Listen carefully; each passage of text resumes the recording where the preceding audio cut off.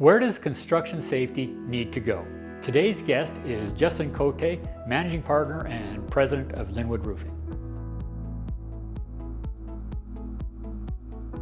Stay tuned on the Big Safety Short. Welcome to the Big Safety Short, where we delve into cutting-edge strategies and innovation shaping the future of workplace safety in high-risk industries, ensuring we protect people, property, and the environment from serious harm. Welcome back to the Big Safety Short. We're here with Justin Cote from Lynnwood Roofing.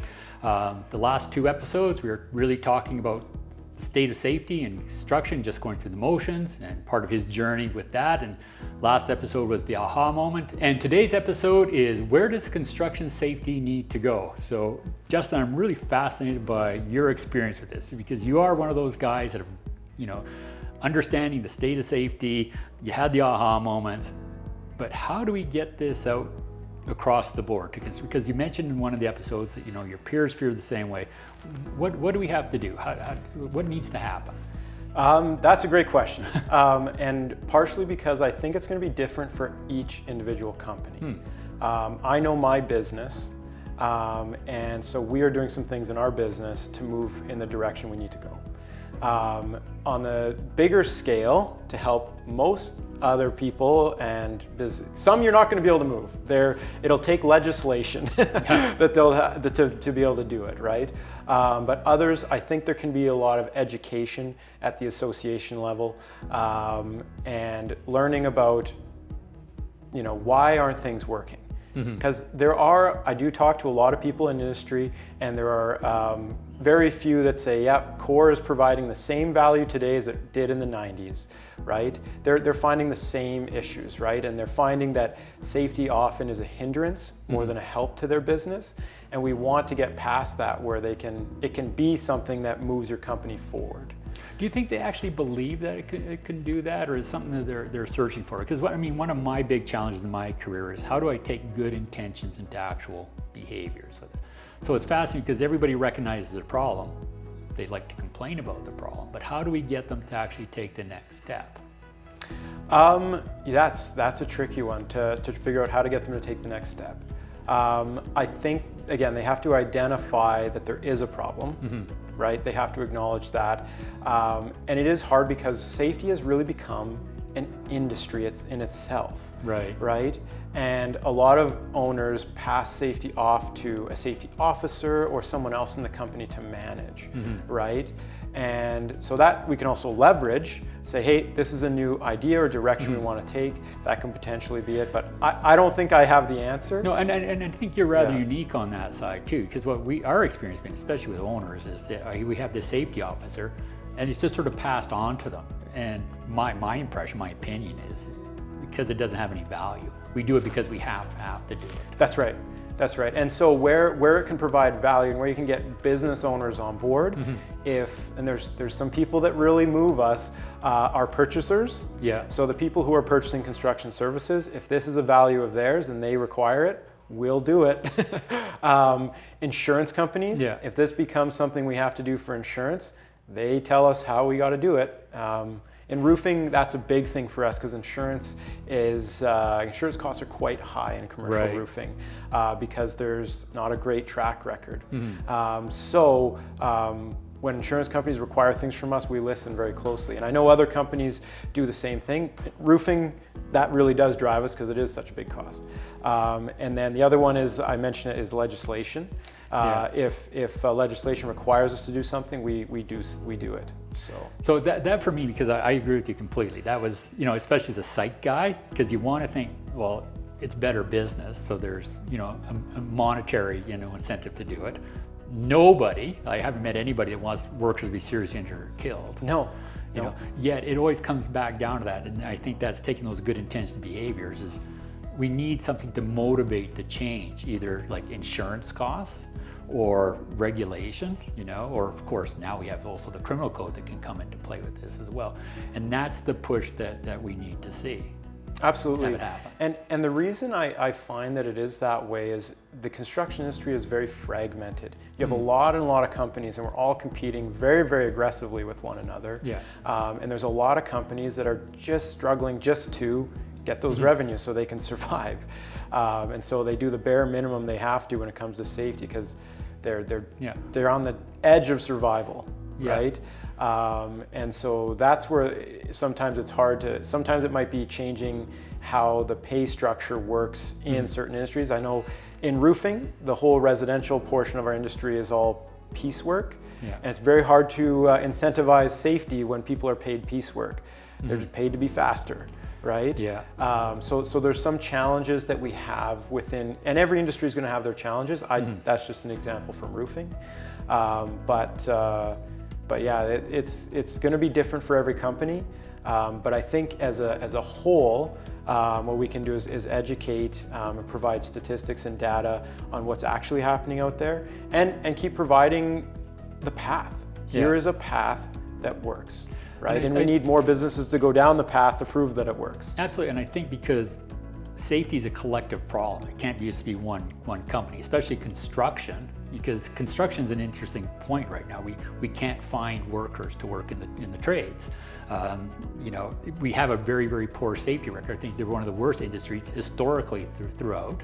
High rates of suicide and drug and alcohol abuse, and to your point, insurance is going up with it as well. So collectively, we need to do this. And it doesn't help if you just got one small group, because if one company is bad, it impacts the rest of the industry as well. So I think part of the issue is how do we collectively bring everybody together to make this happen? Sort of what I say all the time is we need to create an industry-wide safety culture. So education, part of it, making people aware, but it almost has to be more than that if we want people to move forward. Absolutely, yeah, no, and it is going to be a challenging move because in Alberta, we do believe in safety. We've put a lot of money into safety. I think we have the highest per capita of safety professionals of anywhere in the world here in Alberta. So we care about it, and we're putting a lot of money into this, but we're not seeing the performance results. And so I think if we take that idea, because we do care, and we pour that into the right direction. We just we shift our direction and start doing focusing more on the social side of things and the culture side of things within the company, companies and industry, that we can make real change. So it goes back, because you said the purchasers. So for us, those are the hiring clients and supply chain and contractor management. And that's something that we know as well, is that contractors have greater frequency and greater severity type of incidents. And what the purchasers are looking for is performance assurance, which, if they're still using sort of core and the registries, that's providing a false sense of assurance. They're also telling us that, collectively we have to improve our safety overall. That's probably the way to create the environment, by providing that performance assurance, where they say, if you want to work with us, show us that you're actually have this positive evolving safety culture. No, you hit it. That term, performance assurance, that's something that purchasers have been looking for a long time, right? And I think we have enough history now of trying the same thing and it not working that hopefully we're at the point where we say, well, let's try something different. Look, here's what we've been focusing on. We've been focusing on all these technical approaches. Let's start looking at the social on this. Let's start looking at the behavior, the culture that's causing these to happen, right? And if we start focusing on those, I think that's where the change will come. Well, that's encouraging for me, because I'm seeing some shift towards that with the human organizational performance. The way to operationalize that and measure that through culture can really help drive our performance overall.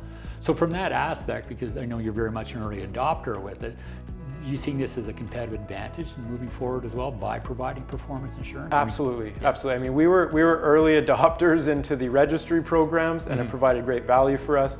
We were early adopters in the ESG space, and it provided great value for us.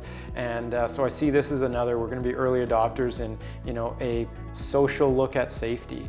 And I do think it's going to provide value, and just better business. And part of it, what's been challenging in our company, part of it is we have to change the language.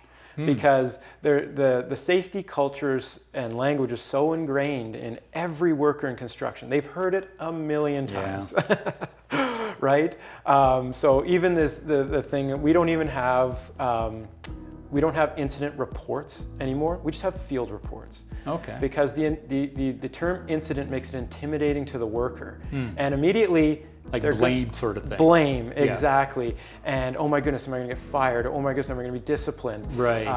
And so just calling it a field report, we just want to know what happened. Right. And then going from there and creating other language within our company that can help. One of the ones we use is sticky. It's a term we use. It's STCKY. Right. And it's this acronym for shit that can kill you. Right. Yeah. We want our people looking out for those types of situations. Nice. And then really from there, we build in new scorecards on how to praise, promote, pay, and penalize people so that we're making sure that we follow through on what we're saying. Excellent. So one last question, Justin. We're talking a lot about performance assurance here, especially the importance of, the purchasers, the hiring clients. Does the social technical science and the metrics that come out of that, does it provide performance assurance for you? And do you think it provides performance assurance for the purchasers? Yes, I think it does, because it doesn't stop at safety, right? We give that ability to the workers to find creative solutions, but find the solution. Right. Right. And give them the time that they need to do what they have to do. They will find ways. And again, that'll be quality, not just safety. It'll impact quality and even just personal health and everything. I think it'll kind of cascade throughout the entire business. Leverage safety for better business, more or less. Exactly. Great. Yeah. Well, thank you very much, Justin. I'm absolutely thrilled by this series, especially having conversations where we're focusing more on the social side and the individual workers and how we shape their behaviors. This is, again, I want to thank you. So, Justin, where can people get in touch with you if they want to learn more about your journey?